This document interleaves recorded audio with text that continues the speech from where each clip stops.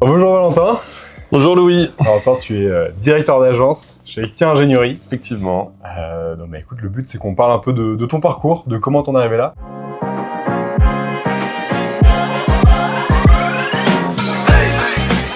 Mais pour ça, on va faire un puissance 4. Ok. Alors, façon d'être dans Hot Ones. C'est le même principe. Ok. On boit, on mange rien, on fait un puissance 4. Rien à gagner, hein, peut-être ton poste. Je t'en prie. Comment Allez. Je crois que c'est les rouges. C'est moi qui lance. J'essaie de prendre le contrôle du centre. Alors moi, ce que j'ai compris, Valentin, de ton parcours, c'est que tu as commencé par aller en prison. Et comment tu sais ça? J'essaie de le masquer, mais tu fais référence à mes années chez Mayotte, j'imagine. C'est ça, Colas. tout à fait. Ok. Bah ouais, effectivement, j'ai travaillé sur une prison à Mayotte. Donc j'ai fait HEI, promo 2013. Ça me rajeunit pas. Ne rigole pas. Du coup, pour ma fin de diplôme, il fallait que je fasse la césure et surtout une expérience à l'étranger. Donc j'ai réussi quand même à cheater le côté expat dans le sens où c'était à Mayotte. Et c'est passé comme expérience, c'est ça Exactement. Exactement. Okay. Donc bon, c'est quand même très dépaysant parce que là-bas, effectivement, la culture est très très différente. Et du coup, j'ai intégré les équipes de Colas GTOI, donc grands travaux océan Indien, pour travailler sur la prison de Majikavokoropa, la grande prison de Mayotte, notamment à destination des passeurs parce qu'il y a beaucoup d'immigration là-bas illégale. Donc effectivement, ils avaient besoin d'agrandir la prison. Comment t'as trouvé cette expérience? Enfin, est-ce que c'est en posture sur LinkedIn? Est-ce que c'est... Comment j'ai trouvé ça? Non, c'est Colas qui m'a appelé. C'est à moi de jouer. Ça t'a fait. Non, c'est Colas qui m'a appelé. Figure-toi, alors j'ai jamais trop raconté, mais j'ai rencontré un RH de chez Colas, et je pense que vraiment, mais j'ai complètement foiré l'entretien. Ou alors, et du coup, il m'a dit, je me suis vraiment fait knock. Autant j'étais hyper confiant sur plein d'entretiens, ça passait hyper bien. Et là, premier RH qui me dit, non, vous n'avez pas les capacités, vous n'avez pas la personnalité. Pour être conducteur de travaux, c'est pas fait pour vous. Nous, on cherche des entrepreneurs, des gens entreprenants. Là, bon, je t'avoue que j'étais hyper vexé. Je l'ai hyper mal pris. Du coup, j'ai continué, etc., mes entretiens. Et là, le gars me rappelle un mois plus tard en me disant, on va quand même vous mettre à l'essai, etc. On a besoin de quelqu'un. Par contre, c'est pour partir à Mayotte. Donc là, du coup, moi, ça m'allait bien parce que je pouvais faire mon expat là-bas, quoi. Du coup, après, je suis parti là-bas. Enfin, voilà comment ça s'est fait, sur un rendez-vous pour un stage, quoi. Du coup, on m'a rappelé, j'ai pris l'avion. 15 000 km plus tard, je suis parti. Okay. Ouais. Qu'est-ce que tu te dis à ce moment-là? C'est quand même, tu pars pour 6 mois, c'est ça? Ouais. Je pars pour 6 mois à Mayotte. Enfin, parce que c'est l'inconnu, c'est un endroit que tu connaissais pas. Non, ouais, c'est clair, ouais. Comment t'apprends la chose? Ça, je pense un peu comme tous les ingés, c'est vrai qu'on a tous cette expérience-là à faire. Donc, moi, assez sereinement, dans le sens où là-bas, on parle français. Enfin, il n'y avait pas la culture de la langue, quelque chose qui peut un petit peu, au début, faire peur ou autre. Moi, il n'y avait pas ce sujet-là. Non, donc avec pas mal d'envie, surtout que le conducteur de travaux, c'était le poste que je voulais faire. Enfin, moi, il n'y avait pas de sujet. Si j'ai fait HEI, si j'ai fait une école d'ingé, clairement, moi, c'est que je voulais avoir un casque, des bottes sur un chantier, un plan. Faire la construction. Ça, c'était vraiment le truc que je voulais faire. Donc moi, j'étais hyper enthousiaste. Voilà, et puis après, c'est en arrivant là-bas où j'ai eu quelques surprises. En fait, en arrivant là-bas, j'ai appris. En fait, j'étais la 3e personne qu'ils appelaient pour le poste. Les 2 premières avaient refusé de monter dans l'avion. Et en arrivant là-bas, en fait, j'ai compris. Mon tuteur, le gars qui était censé être mon tuteur, me dit le premier jour, j'arrive, mais vraiment 2 heures après mon atterrissage, il me dit je t'ai pas tout dit, en fait, je m'en vais. Donc le gars, c'était le conducteur de travaux principal pour tout ce qui était corps d'état technique. CFO, CFA, CDC, etc. Donc je dis ok, très bien. Donc il présente un peu un conducteur de travaux qui va me chapeauter, etc. Et très vite, on est dans le bureau du directeur de l'agence, donc à Mamoudzou, qui est la capitale, le chef-lieu de Mayotte, où il y avait l'agence. Et là, il me dit j'espère que tu as compris du coup, mais si t'es pas en stage. Donc là, tu fais ce que tu veux, on peut te reprendre un billet d'avion, il n'y a pas de souci, mais si tu restes, t'es pas en stage. Là, comment tu le prends? C'est douche froide, au contraire, tu te dis à fond, trop bien. Là, je dis, trop bien. En gros, le poste, il est hyper responsabilisant. En vrai, je me dis, soit je me foire, mais j'aurais tout donné. Donc moi, pas de regret, pas de remords. J'ai tout donné et en soi, ça va. Comme j'étais stagiaire, je me dis, j'aurais peut-être encore ce truc pour me dire que c'était peut-être un peu gros pour moi, mais au moins je me donne à fond. Et si ça le fait, sur mon expérience de stage, quoi, juste sorti d'école, j'aurais sorti, je sais plus, il y avait 5 ou 6 millions de budget quand même, juste pour CFO, CFA. Et j'aurais fait ça moi, et c'est une porte d'entrée dans le milieu de la construction de rêve, quoi. Donc du coup, j'étais même plutôt ravi, quoi. Je les ai tous rassurés en disant non, mais moi je suis là. Du coup, j'y vais à fond, quoi. Tu l'as pris comme une opportunité, ça va te permettre de grandir derrière. Carrément. Donc franchement, hyper positif. Là, ça devient stratégique. T'es bon à puissance 4 Bonne question. On va le savoir. Donc Donc ouais, donc vraiment, j'ai adoré cette expérience. Après, ça m'avait conforté, si on va dire, pour le côté construction, le bâtiment notamment, la construction en général. Voilà, c'est là où j'ai su que je m'étais pas trompé non plus.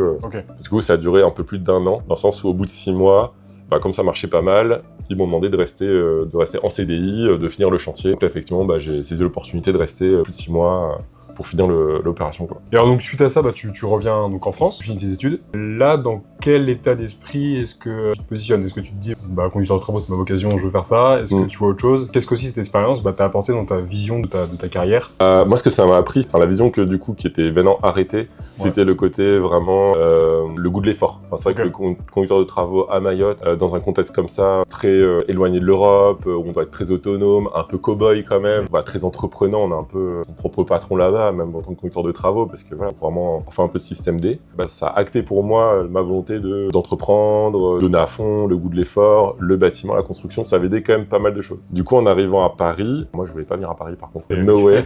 J'avais ma copine, qui est aujourd'hui mon épouse, faisait ses études, donc bien sûr, je l'ai rejoint. Et là, j'ai eu pas mal de pistes pour continuer en tant que conducteur de travaux, notamment aussi chez Colas. Mais bon, je voulais aussi m'ouvrir un peu les portes, et du coup, des sociétés de conseil m'ont appelé. Bon, je pense encore aujourd'hui, quand on sort d'école d'ingé, on s'attend pas forcément à ce que des sociétés de conseil nous appellent, parce que c'est pas des choses dont on parle vraiment en formation. Donc là, du coup, on m'a appelé, j'ai fait les rendez-vous. Donc plutôt pour être consultant, conducteur de travaux, courant fort, courant faible. Et là, du coup, on m'a proposé, donc j'avais un poste en conducteur de travaux tel que celui-là. Aussi, pendant l'entretien, on m'a mis aussi sur la piste plutôt d'ingénieur d'affaires. Mais voilà, et du coup, c'est vrai que je suis pas forcément à me lancer dans l'inconnu. Voilà, je suis plutôt quand même à être très rationnel et tout. Mais bon, en discutant un petit peu avec mon entourage, comme à Mayotte, je me suis dit, en fait, tentons-le, quoi. Et donc, j'ai intégré cette société en tant qu'ingénieur d'affaires. Mais à partir des critères aussi que je m'étais fixés, qui étaient... C'était quoi justement ces critères-là que tu t'étais fixé pour ton poste? Moi, l'ingénierie, construction, bâtiment, trop public, l'industrie c'était encore un peu flou pour moi, mais c'était quand même les critères, la construction, l'ingénierie, BTP essentiellement, et puis vraiment un poste après avec où j'avais beaucoup d'autonomie, le travail me faisait pas peur aussi, j'avais envie de me réaliser en fait, de trouver quelque chose où j'allais peut-être aussi être dans une situation peut-être d'inconfort, dans le sens où j'allais pouvoir appréhender, tester aussi un peu mes limites, et ça j'ai découvert par la suite, mais où tu peux vraiment aller tester tes limites, de quoi t'es capable, puis les repousser et voir un petit peu quand t'as gravi une colline, tu vois un peu ce qu'il y a derrière la colline d'après, et puis t'as envie d'aller voir. Je voulais un poste qui me challenge aussi dans un domaine que je connaissais. À ce moment-là, est-ce que tu te dis déjà que tu vas faire carrière dans ce domaine-là et tu te vois déjà peut-être directeur d'agence d'ici 5-10 ans, ou alors est-ce que tu vas vraiment en découverte en disant on verra bien ce qui arrivera et ça arrivera quand ça arrivera? Ouais, comme c'est un milieu, le conseil que je connaissais pas encore, pour être honnête, au début, c'était plutôt on teste et on verra bien si ça me plaît, adviendra que pourra. Après, c'est vrai que si j'étais resté dans le milieu des travaux, par contre là, je me projetais complètement directeur de travaux ou directeur de projet, ça c'est un truc, je m'y projetais déjà, quoi. Et alors, comment ça s'est passé ces premiers mois, premières années en tant qu'ingénieur d'affaires? Comment ça s'est passé? Au début, c'est pas facile, hein. Quel dis-tu? Très vite, forcément, je me suis destiné à tout ce qui est bâtiment, donc j'allais beaucoup voir les maîtrises d'œuvre, les bureaux d'études, les entreprises de travaux, pour essayer de retrouver le chantier, si je pouvais poser le plus de rendez-vous clients sur des chantiers. Voilà, là c'était vraiment l'objectif. On t'a laissé le choix ou c'est toi qui parce qu'il y a les maîtrises d'œuvre, il y a les ou même tu aurais pu partir, je sais pas, en industrie. Ouais. On t'a laissé le choix ou c'est... Non, on m'a complètement laissé le choix. Okay. Ça c'était aussi intéressant, c'est que j'avais choisi une société où on n'était que 50 personnes dans l'agence. Du coup, j'avais bien senti aussi que quand même, déjà il y avait une super énergie, on était au début de quelque chose, les patrons étaient aussi avaient envie de développer quelque chose et on n'était qu'une cinquantaine, donc forcément on sentait bien qu'on était au tout début, qu'il y avait plein de choses à construire. Donc au début non, là on allait, le tout c'était de rester dans notre secteur de l'ingénierie, mais sinon c'était libre cours à nos souhaits, quoi. Donc ça j'avais beaucoup apprécié, ouais. Et donc moi forcément je m'étais tout de suite orienté vers le bâtiment. Après je suis plus acteur du bâtiment. Ouais, je connaissais cette ambiance-là. Donc t'en es où, toi? C'est à toi de jouer. C'est à moi? Ouais. Et donc, t'as fait ensuite combien de temps là-bas? Combien de temps t'es passé dans cette société en tant qu'ingénieur d'affaires? Du coup, alors en tout, j'y ai passé 10 ans. Ok. Un peu plus de 10 ans. Et en tant qu'ingénieur d'affaires, après, donc, on gravit les différents échelons, mais j'étais pendant 2 ans ingénieur d'affaires. Et au bout de 2 ans, j'ai pu embaucher et accueillir mes 2 premiers ingénieurs d'affaires juniors. Ok. Et donc passer au statut de coach. Exactement. Ok. Voilà, Florian et Clément, s'ils se reconnaissent dans cette vidéo. Et pour toi, là, est-ce que ça a fonctionné très vite pour toi? Est-ce qu'au contraire, au début, tu as un peu ramé? Parce que je sais que c'est dans ce métier, voilà, au début, tu arrives un peu dans un monde inconnu où tu dois un peu tâtonner. Pour toi, comment ça s'est déroulé? Est-ce que tu as très vite fonctionné? Au début, j'ai galéré. Le premier projet qu'on a gagné, c'était au bout de 5 mois. Ok, tu passes 5 mois sans rien. Voilà, à poser tes prospections. Sans résultat. Sans résultat. Pourtant, il y avait eu des rencontres techniques, on avait fait des rendez-vous, c'était plutôt bien passé, mais bon, il y avait toujours un petit grain de sable. Tu te poses des questions à ce moment-là? Tu te dis que finalement je suis fait pour ce métier, est-ce que je suis fait pour ça? Est-ce que tu gardes le cap? Garder cap, l'énergie, oui. Et par contre, oui, tu te poses des questions. Okay. Ouais, quand t'as fait plus de 10 rencontres techniques, où la plupart du temps, ça se passait quand même très bien. Les clients te disent qu'ils vont te rappeler parce que ils sont satisfaits des personnes avec qui on est venu, avec qui on a fait les soutenances et tout. À chaque fois, ça le fait pas. Il y a aussi un facteur peut-être chance, peut-être un facteur de compétence ou un truc que j'ai pas compris et que, au bout d'un moment, je comprendrais pas, quoi. Donc ouais, si je me suis posé quand même quelques questions. Par contre, tant que je suis là, je me donne à fond. Et puis, c'est là, je pense, où quand même ça a payé. Ok. Ensuite, tu passes coach, c'est ça? Ouais. Donc, au bout de combien de temps? 2 ans. 2 ans? Ouais. D'accord. À ce moment-là, donc, ton métier change. Ouais. Tu apprends un nouveau métier, pratiquement. Ouais. Est-ce que c'est quelque chose qui te C'est à moi, plaît tout de suite? C'est à toi, tout à fait. Est-ce que c'est quelque chose qui te plaît tout de suite? Est-ce que comment tu vis ce changement justement de métier? Peut-être proposer en quoi ça consiste exactement d'être coach, de avoir cette partie opérationnelle. Ouais. Alors, tu as toujours la partie opérationnelle dans le sens où tu as toujours tes clients et justement, c'est ça la difficulté, c'est que tu vas devoir apprendre le métier à...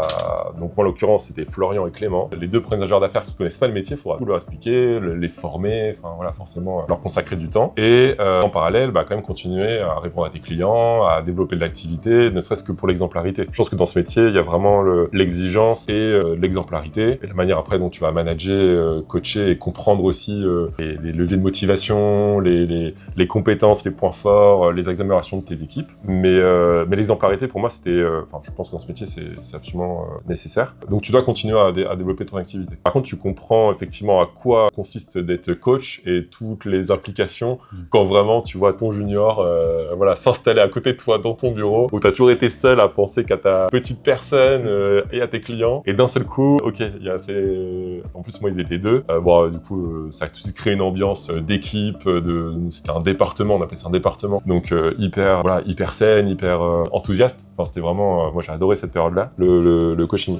Ça t'a aussi apporté le fait de coacher des gens, de leur apprendre le métier? Qu'est-ce que ça t'a appris? Ouais. C'était pas... Je pensais que j'aurais plus de facilité dès le départ à cibler les leviers de motivation des gens avec qui je travaillais. Ce serait plus simple.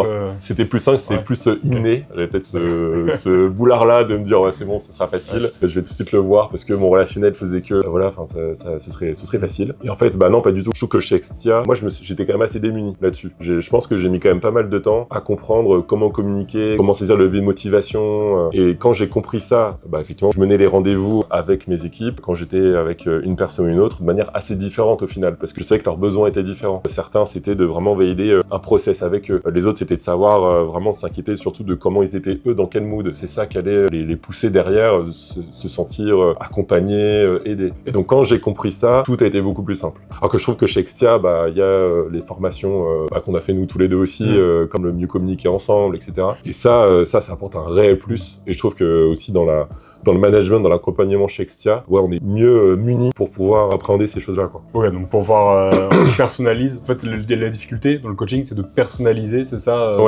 son approche par rapport à chaque personne. Ouais. Toi, vis-à-vis, parce que comme tu le disais, ton kiff, c'était d'être sur le terrain, l'opérationnel. En tant que coach, comment tu le vis? Est-ce que tu t'accompagnes, du coup, tu disais tes juniors, mais je pense que tu as quand même un peu moins de terrain, tu passes dans un poste un peu plus de gestion. Ouais. Comment tu le vis, ça? Au début, effectivement, ça reste très terrain parce qu'on a sa propre activité et les juniors, de toute façon, pour les faire monter en compétences, il faut les amener, il faut les accompagner sur leur rendez-vous. Et donc, ils sont pas autonomes, c'est ça. Voilà. De toute façon, de les faire avec eux. C'est ça. Et après, quand ils sont autonomes, quand tu as des équipes qui sont autonomes, faut toujours être là pour être le petit plus. Comme je dis souvent aux équipes, moi, faut pas venir me voir parce qu'eux, ils savent pas. Parfois, tout a été bien fait, mais pourquoi pas, ne serait-ce qu'échanger sur ces sujets. Et puis, peut-être qu'on trouvera aussi le truc auquel on n'a pas pensé. Peut-être que moi aussi, je vais pas apporter la solution toute prête tête de ma boîte à outils. Ce sera aussi en discutant du sujet que je vais peut-être avoir l'élimination, ou en tout cas le truc qui va faire que notre proposition au client ou notre proposition au candidat va être gagnante. Moi aujourd'hui, par contre, c'est sûr que sur un poste de directeur d'agence, là, moi, si je vais pas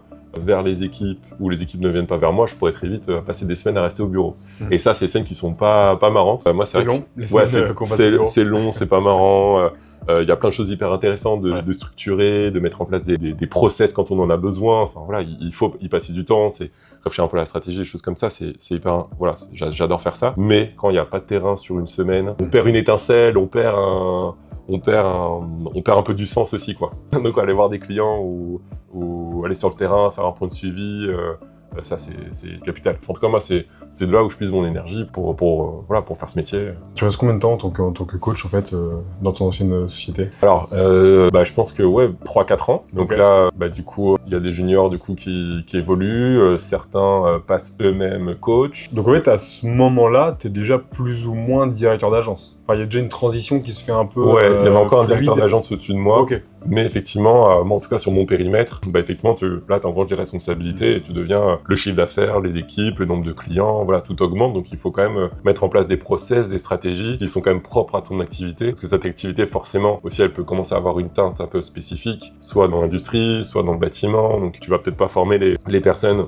les RH, le recrutement, qui étaient vraiment aussi adossés à mon équipe. On va pas forcément faire les mêmes formations. Voilà, on va pas embaucher les mêmes personnes. Peut-être qu'aussi on va avoir des campagnes de recrutement spécifiques par rapport à nos clients. Voilà, donc c'est là où effectivement, même si je n'étais pas le responsable d'agence, c'est ta responsabilité d'avoir une stratégie d'un point de vue, encore une fois, recrutement, commercial, tarifaire, en termes de formation, etc. Et alors, comme tu le disais, justement, chacun est différent, peut-être avec des leviers de motivation différents. Comme toi, par exemple, quand t'es arrivé, quand t'as voulu te mettre dans les travaux, comment tu fais une stratégie alors que, en dessous de toi, tout le monde a des envies différentes, des besoins différents, et que c'est pas forcément peut-être compatible avec une stratégie globale. Ouais. Ça va être assez compliqué, en fait, de mettre tout ça sous une bannière commune. Comment tu t'organises pour faire ça? Alors, moi je trouve que c'est pas à moi de le faire. Enfin, c'est à moi de l'initier, mais c'est pas à moi de tout seul aller trouver une identité, trouver quelque chose qui va nous rassembler. Donc ça c'est absolument... J'ai fait de la merde là. Je suis quand même un peu concentré. Ouais, je vois ça, je vois ça. J'avais un truc en tête, mais...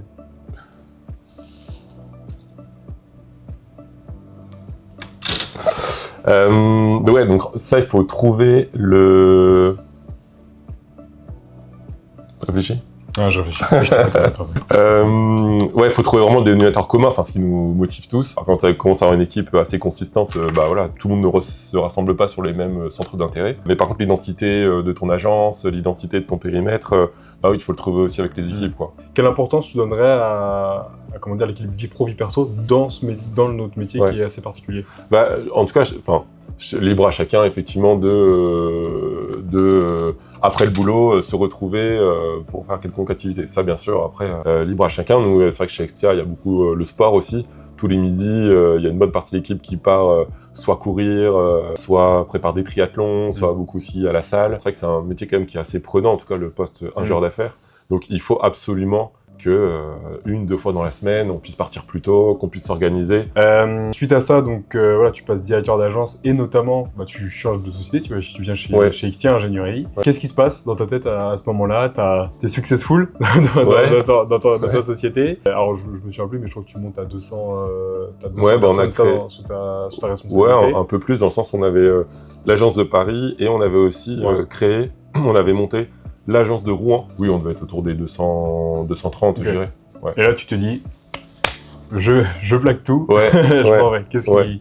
Là, en gros, il y avait 2 opportunités au sein de cette entreprise, pour être aussi, soit avoir d'autres périmètres dans d'autres filiales de l'entreprise, soit pour prendre des postes un peu plus au niveau national, pour la stratégie commerciale. Donc ça, c'est des choses qu'on m'avait proposées. Donc, tu avais ce souhait d'évoluer, quand même, tu avais ce souhait de changer? En fait, c'est vrai qu'en fait, au bout de... Ça faisait déjà 3 ans et demi que j'étais directeur d'agence. Donc, il fallait passer sur... en tout cas, c'était intéressant aussi d'avoir d'autres challenges. Et donc, ils m'ont proposé d'autres challenges. Donc, pour ça, pour ça, c'était hyper gratifiant. Enfin, ils ont vraiment bien fait les choses. Mais après, c'est vrai que je me suis dit, bon, les projets nationaux, la stratégie, je me suis vite dit, en fait, non, c'est pas ce que j'ai envie. Moi, je veux rester sur quelque chose d'opérationnel, être un peu dans le cœur du réacteur, c'est-à-dire avec les managers sur le plan commercial, recrutement, convaincre, persuader, aller chercher un nouveau client, le satisfaire. Ça, c'est vraiment quelque chose qui me parle. Et là, du coup, après, comment ça s'est fait? J'avais pas d'autres opportunités, même pour monter des agences parisiennes pour certaines sociétés, prendre des parts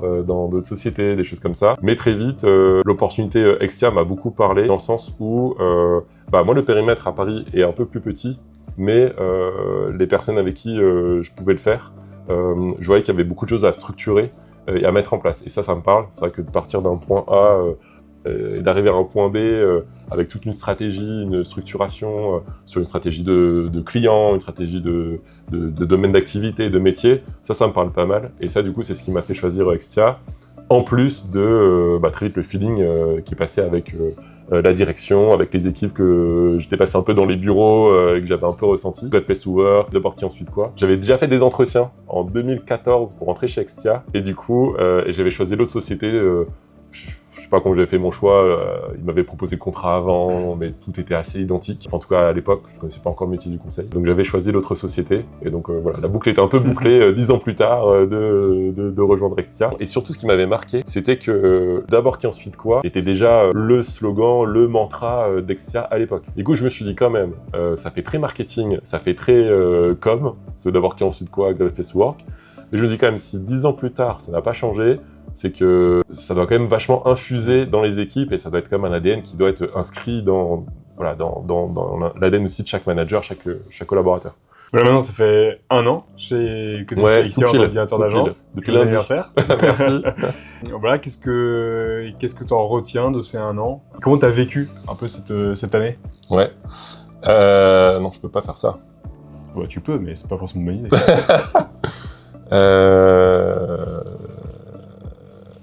Ça non plus. T'as pas été mauvais là pour l'instant.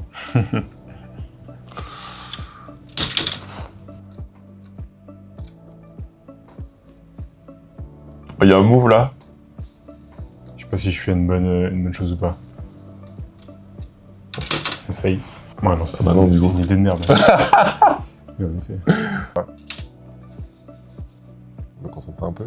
C'est les équipes qui ont confirmé cette année, t'en fais partie, mais aussi les personnes qu'on a recrutées. Voilà, je pense à Alexandre, Hugo ou Julien. Et là, franchement, pour tout dire, c'est des besogneux, il y a beaucoup d'envie, il y a du plaisir, vraiment aussi pris dans le travail, pris ensemble. Ils ont envie d'apprendre, soif d'apprendre. Dans les formations, il y a toujours énormément de questions, il y a beaucoup de remises en question de « Ah ouais, d'accord, ça c'est nouveau pour moi, mais c'est hyper intéressant. » Good, merci Valentin pour le récit de ton parcours très merci inspirant. À toi. Merci à toi. Et à bientôt pour de nouvelles aventures. Mais là tu...